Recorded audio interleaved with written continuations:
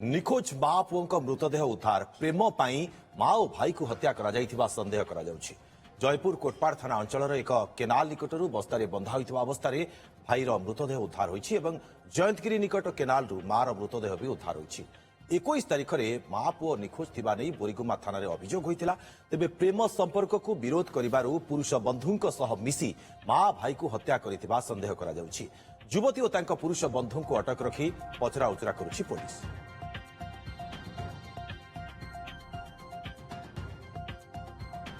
किसी दिन हम भौणी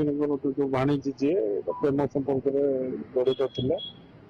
ये विरोधी करुला। विरोधी करने फल थाना दुई थर भी आसी कंप्रोमाइज जोटा कि परिवार लोक कहले आम सुरक्षित रखू कि कंप्रोमाइज है मन भर किसी गोटे असंतुष्ट थिला कि केमती सी तार सांग जरिया आउरी भी केते भी संपृक्त थे भी एपर्यंत तदंत चली कि जहाँफल क्लीयरांस मिलनी दुई जन को मारिकी केनाल में फिंगी देती। पुअर डेड बॉडी काली कोटपाड़ अंचल रिसीव है। आज मार डेड बॉडी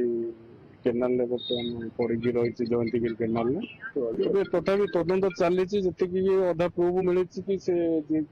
तार झील सहित तार संपर्क थिला सी संपृक्त अच्छा सब उद्धार होटा मैन मिसिंग थी उद्धार कर पोस्टमार्टम पठे केस मर्डर केस बोरीगुमा थाना तदंत चलती कोटपाड़ केनाल रू मिलला जे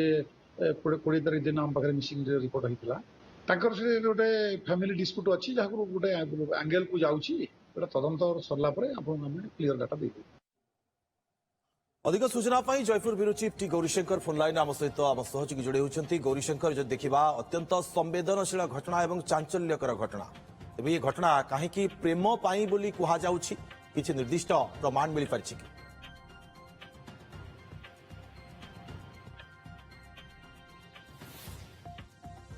सामान्य प्रेम कथा चर्चा होची प्रेम अघटन घटी जेपरी भाव कि जेहेतु गोटे नाबालक एवं माँ को जो हत्या करा जेहेतु ये घटनाटी होची गत 18 तारिख रातिर घटना जहाँकि बर्तमान धीरे धीरे खबर सामना आसुची। जेहेतु गोटे खबर आसुची जे जो नाबालिका झील अच्छा युवकों सहित प्रेम होता जेहेतु से प्रेम संपर्क को घरे आकट करुले घरे आकट करा भाव प्लान कर अभियोग होची कहीं पुलिस पक्षर अधा अधिक कहते बर्तमान सीन रिक्वेशन जो प्रक्रिया जारी रही तो बर्तमान आज संध्या सुधा स्पष्ट हो समस्त घटना किंतु जहाँ भी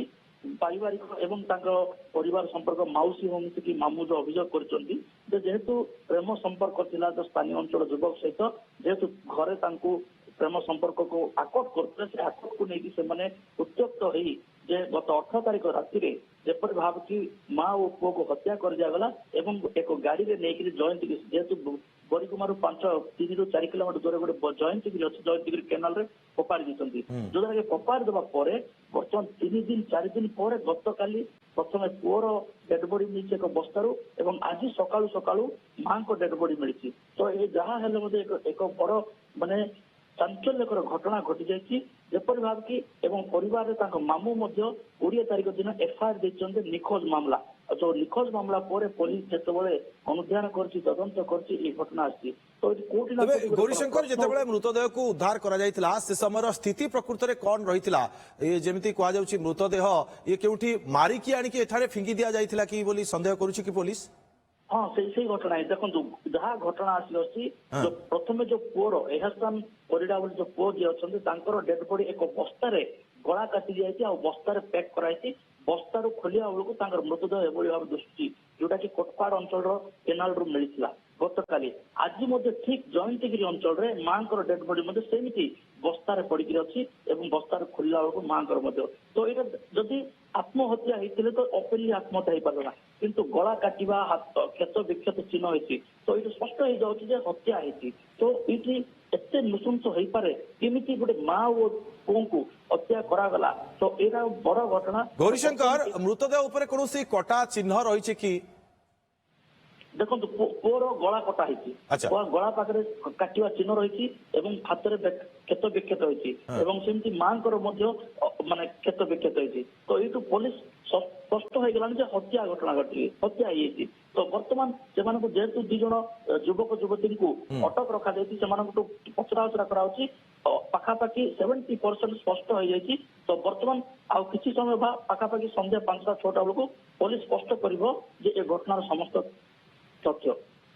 ନିଶ୍ଚିତ ଭାବରେ ଗୌରୀଶଙ୍କର ପ୍ରେମ ପାଇଁ ଯେ ମଣିଷ କେଉଁ ସ୍ତରକୁ ଯାଇପାରେ ଇଏ ତଦନ୍ତ ପରେ ହିଁ ରହସ୍ୟ ଉପରୁ ପରଦା ହଟିପାରିବ। ବହୁତ ବହୁତ ଧନ୍ୟବାଦ ଆପଣଙ୍କୁ ତମାମ ସୂଚନା ଏବଂ ଆଲୋଚନା ପାଇଁ।